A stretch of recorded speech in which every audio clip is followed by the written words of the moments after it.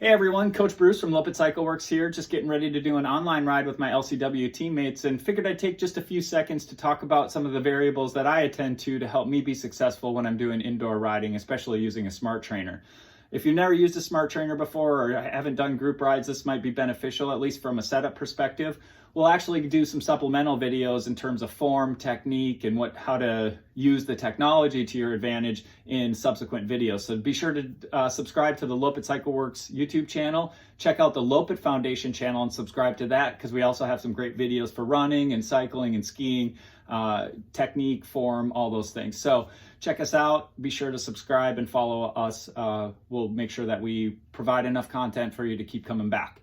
Back to indoor riding, just like we train our trail kids and our LCW riders in our programming, air, brakes, drivetrain maintenance, all those things are important for indoor riding as well. The variables are different, the consequences are definitely not the same, but nonetheless, it's super important to make sure that I have air in my front tire, especially when this trainer puts on resistance and I'm out of the saddle, my weight gets onto those handlebars, and I want to make sure that I have enough air in my front tire to ensure that I'm not bottoming out on my rim.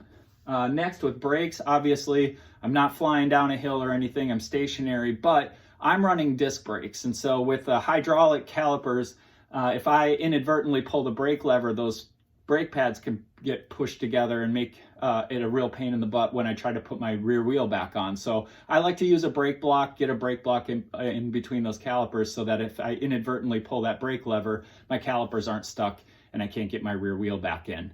As far as the drivetrain goes, though I'm not riding outside, it is still really important to keep my chain lubed. Every couple of rides, I apply a little bit of lube. That helps prolong the life of my chain and my cassette, as well as creates for smoother shifting. So I always like to put a little bit of chain lube on the chain every ride or two, just to make sure that that's ready to go and shifting okay before I start my ride.